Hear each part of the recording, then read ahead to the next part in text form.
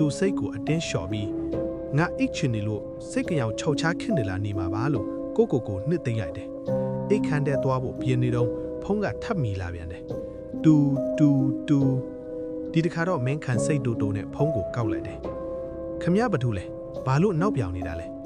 တစ်ဖက်ကအတန်ကပို့ပြီးပြတ်သားလာတယ်ရှိတ်ကြီးတငင်ငိုတန်းနဲ့အတူသူမင်းအနောက်ကဘီရိုထဲမှာအခုဘီရိုတကားပွင့်လာတော့မယ်ပြေးတော့မြန်ပြေးတော့မင်းခန့်ရဲ့အကြည့်တွေကဧခန်းတောင်းကတစ်သားဘီရိုဟောင်းကြီးစီကိုအလိုလိုရောက်သွားတယ်ဘီရိုတကားကတကယ်ပဲအခနဲ့အတန်ပေးပြီးဖြစ်သေးချင်းပွင့်လာနေတယ်ဘီရိုတွေကနေဖြူဖြော့ပြီးရှေလျားလောနဲ့လက်ချောင်းကြီးတွေကအပြင်ကိုထွက်လာနေတာကိုသူတွေ့လိုက်ရတယ်သူကြောက်လန့်တစားနဲ့အိမ်ပေါ်ထပ်ကိုပြေးတက်သွားမိတယ်သူအခန်းထဲရောက်တော့တကားကိုကြက်ထိုးပြီးကတင်ပေါ်မှာစောင်းချုံကတုံးရင်နေမိတယ်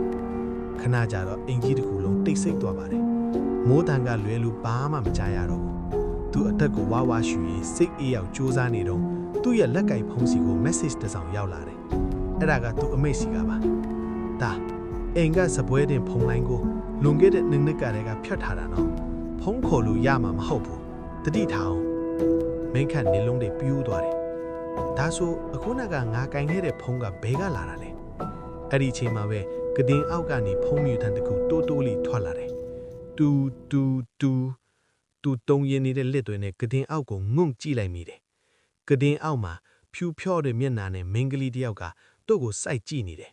သူမရဲ့လက်ထဲမှာဖုံးအစုပ်လေးတစ်ခုကိုကင်ထားရင်းနဲ့ပေါ့သူမကပါးစပ်ကိုဖြည်းချင်းဟပြီးတိုးလေးပြောလိုက်တယ်ငါပြောတာပဲနောက်ကိုလှဲ့မကြည့်နဲ့လို့မင်းခန့်ရဲ့အနောက်ကအခန်းတကားကဘဒူးမှမဖွင့်မဲပွင့်သွားပြီးမှောင်မဲနေရဲ့လက်ကြီးတစ်စုံကမင်းခန့်ရဲ့ပခုံးကိုလာကင်လိုက်ပါတော့တယ်